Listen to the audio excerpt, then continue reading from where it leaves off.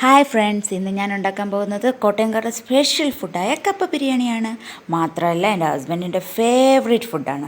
അത് ഞാൻ പറഞ്ഞ് നീട്ടുന്നില്ല, നമുക്ക് വീഡിയോയിലോട്ട് പോകാം. 1 കിലോ ബീഫ് കഴുകി വൃത്തിയാക്കി എടുത്തിട്ടുണ്ട്. ഇത് ഗോതമ്പ് പൊടിയും പിന്നെ ഉപ്പും വിനീഗറും ചേർത്ത് പെരട്ടി വെച്ചിട്ട് കഴുകിയെടുത്ത് വൃത്തിയാക്കി വെച്ചിട്ടുള്ളതാണ്. അതിലേക്ക് നമ്മൾ ആദ്യം വെളുത്തുള്ളി, ഇഞ്ചി, ഒരു ചെറിയ സവോള, ഒരു പച്ചമുളക് ഇത്ര ഒരുമിച്ച് ചേർത്ത് അരച്ചത് ഒരു 2 ടീസ്പൂണ് ചേർക്കുക. അതിനുശേഷം അതിലേക്ക് ഒരു മീറ്റ് മസാല, ഏതെങ്കിലും കമ്പനിയുടെ ഒരു മീറ്റ് മസാല അല്ലെങ്കിൽ ബീഫ് ഉലർത്ത് മസാല, അത് ഒരു 2 ടീസ്പൂൺ ചേർക്കുക. അതിനുശേഷം അതിലേക്ക് ഒരു സവോള അരിഞ്ഞത് ചേർക്കുക.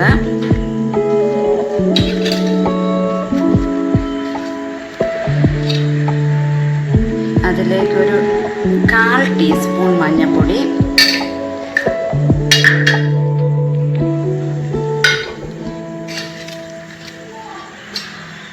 1 ടീസ്പൂൺ കുരുമുളക് പൊടി,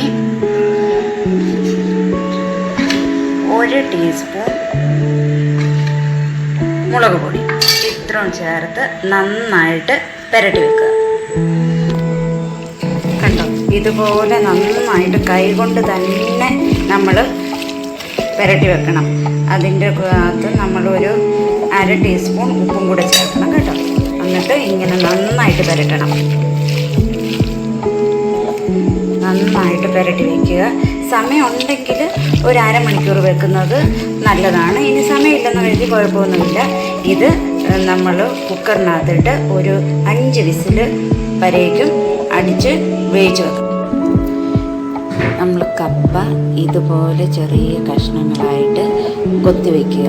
അതായത് നമ്മൾ കപ്പയൊക്കെ വേവിക്കാൻ വേണ്ടി കൊത്തത്തില്ലേ, അതുപോലെ ചെറിയ കഷ്ണങ്ങളായിട്ട് കൊത്തി മഞ്ഞൾപ്പൊടിയും, അത് ഒരു 1/2 ടീസ്പൂൺ മഞ്ഞൾപ്പൊടിയും 1 സ്പൂൺ ഉപ്പും ചേർത്ത് വേവിച്ചെടുക്കുക. നമ്മൾ മഞ്ഞൾപ്പൊടിയും ഉപ്പും കൂടി ഇട്ട് വെച്ച് നമ്മുടെ കപ്പ നന്നായിട്ട് വെന്തിട്ടുണ്ട്. നന്നായിട്ട് വേകണം കേട്ടോ, കാരണം നമുക്കിത് ഉടച്ച് ചേർക്കാനുള്ള. അപ്പം നന്നായിട്ട് വേകണം. നന്നായിട്ട് അങ്ങനെ വെന്തിട്ടുണ്ട്. നമുക്കിതിൽ വെള്ളം കളഞ്ഞ് മാറ്റിയെടുത്ത് വെക്കാം. നമ്മുടെ കപ്പ ഇവിടെ വേവിച്ചെടുത്ത് വെച്ചിട്ടുണ്ട്. ഇനി ഇത് നമുക്കൊന്ന് ഉടയ്ക്കണം. ഇതുപോലെ ഞാൻ ഇതുപോലത്തെ ഒരു കല്ലും വെച്ചിട്ടാണ് ഉടയ്ക്കുന്നത്. നിങ്ങൾക്ക് എന്താ ഉള്ള സൗകര്യമുള്ളതെന്ന് വെച്ചാൽ അത് വെച്ച് ഉടക്കി ഇങ്ങനെ നമ്മൾ നന്നായിട്ട് ഇത് ഉടയ്ക്കണം. ഇനി നമുക്ക് വേണ്ടത് ഒരു സവോള, കുറച്ച് കറിവേപ്പില, പിന്നെ ഒരു 5-6 വെളുത്തുള്ളി, ഒരു ചെറിയ കഷ്ണം ഇഞ്ചി, പിന്നെ ഈ കുറച്ച് തേങ്ങ ചിരണ്ടിയതും കുറച്ച് തേങ്ങാക്കൊത്തും ഞാൻ എടുത്തു വെച്ചിട്ടുണ്ട്. അത് ചേർക്കണമെന്ന് നിർബന്ധമില്ല. പക്ഷെ ഞാനത് ആദ്യമൊന്നും ചേർക്കത്തില്ലായിരുന്നു. അതിനുശേഷം ഞാൻ ഒരു പ്രാവശ്യം ചേർത്ത് നോക്കിയപ്പോൾ നല്ല ടേസ്റ്റ് തോന്നി. അതുകൊണ്ടാണ് ഞാൻ ചേർക്കുന്നത്. നിങ്ങളും ചേർത്തു, നല്ല ടേസ്റ്റ് കിട്ടും കേട്ടോ. ഇനി ഒരു പാത്രം, അതായത് നമ്മുടെ ബീഫും കപ്പയും കൊള്ളത്തക്ക രീതിയിൽ വലുപ്പമുള്ളൊരു പാത്രം വയ്ക്കുക. അതിലോട്ട് എണ്ണ ഒഴിച്ച് അത് ചൂടായി വരുമ്പോൾ കുറച്ച് കടുകിടണം. ഇനി അതിലേക്ക് നമ്മൾ ഇടാൻ പോകുന്നത് പെരുംജീരകമാണ്, അതായത് വലിയ ജീരകം. കണ്ടോ, വലിയ ജീരകം ഉണ്ടല്ലോ, പെരുംജീരകം, അതിടുക. ഇനി നമ്മൾ ഇതിലേക്ക് ഇടാൻ പോകുന്നത് ഞാൻ എടുത്തു വെച്ചിട്ടുണ്ട്. ഒരു 1/2 ടീസ്പൂൺ മുളക് പൊടി, 1/2 ടീസ്പൂൺ മല്ലിപ്പൊടി, ഒരു 1/2 ടീസ്പൂണിൽ താഴെയുള്ള ഗരം മസാലപ്പൊടി. ഇതെല്ലാം ഇതിലേക്ക് ഇടുക.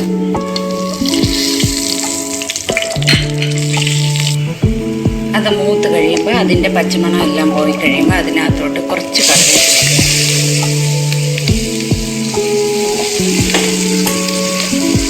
പിന്നെ നമ്മൾ എടുത്ത് വെച്ചിരിക്കുന്ന വെളുത്തുള്ളി, ഇഞ്ചി, പിന്നെ അത് കഴിയുമ്പോൾ നമ്മളൊരു സവോള എടുത്ത് വെച്ചിരുന്നതും കൂടി ഇടുക അതിലേക്ക്.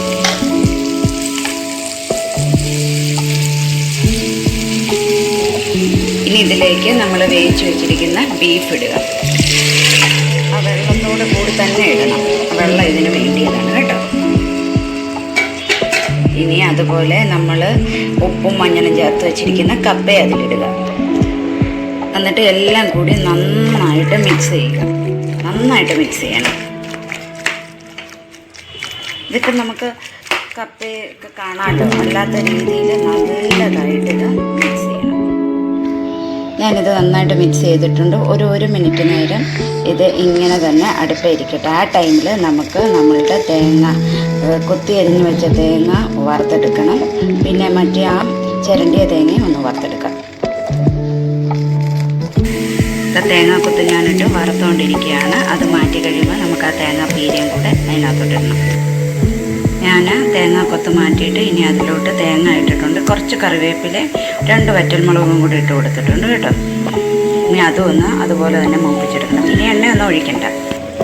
നമുക്ക് ഇതിലേക്ക് വറുത്ത് വെച്ചിരിക്കുന്ന തേങ്ങ ചിരണ്ടിയതും തേങ്ങാക്കൊത്തും ചേർത്ത് കൊടുക്കാം. ഇട്ട് കൊടുത്തിട്ടുണ്ട്. ഇനി അത് നന്നായിട്ട് ഇളക്കി യോജിപ്പിച്ചിട്ട് എടുക്കാം. നമ്മുടെ കപ്പ ബിരിയാണി ഇതാ റെഡി ആയിരിക്കുകയാണ്. കഴിക്കുന്ന സമയത്ത് നമ്മളൊരു സവോള ചെറുതായി അരിഞ്ഞും കൂടെ ചേർത്ത് കഴിച്ചാൽ ഒന്നുകൂടെ ടേസ്റ്റ് കൂടും. എല്ലാവരും ഉണ്ടാക്കി നോക്കണം. എന്നിട്ട് എല്ലാവർക്കും എൻ്റെ വീഡിയോ ഇഷ്ടമായെങ്കിൽ ലൈക്ക് ചെയ്യുക, ഷെയർ ചെയ്യുക. അതുപോലെ ഇനിയുള്ള എൻ്റെ പുതിയ വീഡിയോസ് കിട്ടാനായിട്ട് എല്ലാവരും സബ്സ്ക്രൈബും ചെയ്യണേ. Thank you.